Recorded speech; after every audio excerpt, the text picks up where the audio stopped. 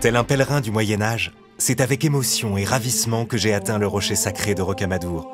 Véritable défi à l'équilibre, le village s'agrippe à une haute falaise calcaire du canyon de l'Alzou, en déployant à la verticale une prodigieuse superposition de maisons et d'édifices religieux. Le pèlerinage vers Rocamadour, m'a-t-on raconté, a rayonné dans toute la chrétienté à partir du XIIe siècle. La Vierge Noire qu'abrite la chapelle Notre-Dame attirait déjà des foules friandes de ses miracles. Henri II d'Angleterre et son épouse Aliénor d'Aquitaine vinrent même s'y recueillir en 1159.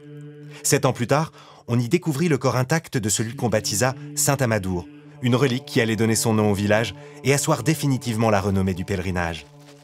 J'ai commencé à gravir le grand escalier qui mène à cette citadelle de la foi.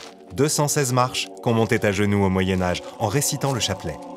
Arrivé enfin au parvis, j'ai pu accrocher ma sportelle, l'insigne des pèlerins, et admirer l'imposante basilique Saint-Sauveur, élevée au XIIIe siècle, sous le cœur de laquelle se trouve la fameuse crypte Saint-Amadour. Toutes deux ont été classées au patrimoine de l'humanité par l'UNESCO, au titre des chemins de Saint-Jacques de Compostelle. La cité mariale était loin d'être un raccourci sur la voie du Puy-en-Velay. Depuis le parvis, on peut aussi apercevoir la trace qu'aurait laissée dans la roche, selon la légende, Durandal, l'épée de Roland, projetée depuis les Pyrénées après la bataille de Roncevaux. J'ai ensuite emprunté le chemin de croix qui mène jusqu'au château, dont les remparts protégeaient les sanctuaires d'éventuelles attaques. Au-delà de la dimension spirituelle du lieu, de nombreuses découvertes m'ont été proposées à Rocamadour. Durandal y est aussi devenu le nom d'un spectacle équestre ébouriffant, mêlant joute et pitrerie. À 2 pas, au rocher des Aigles vivent des rapaces qui évoluent en toute liberté au-dessus du village lors d'un spectacle fabuleux.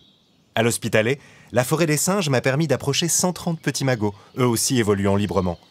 La grotte des merveilles, elle, s'orne d'une multitude de concrétions cristallines et de peintures rupestres vieilles de 20 000 ans. Rocamadour s'anime aussi de nombreux événements culturels, notamment l'été.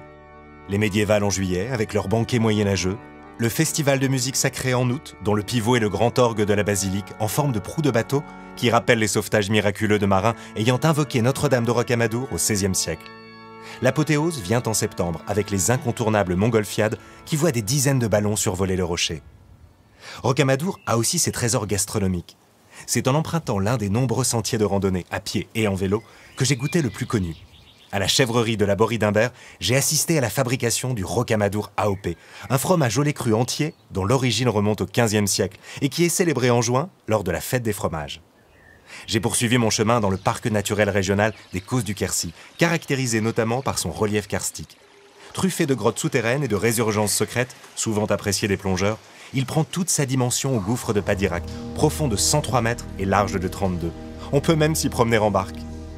Enfin, du rebord du Causse de Gramat, où le chemin auvergnat de Saint-Jacques m'a mené, j'ai pu embrasser du regard le large ruban de la vallée de la Dordogne, qui dévoile ses haltes prestigieuses, tel le prieuré de Carénac. Un voyage lotois des plus spirituels.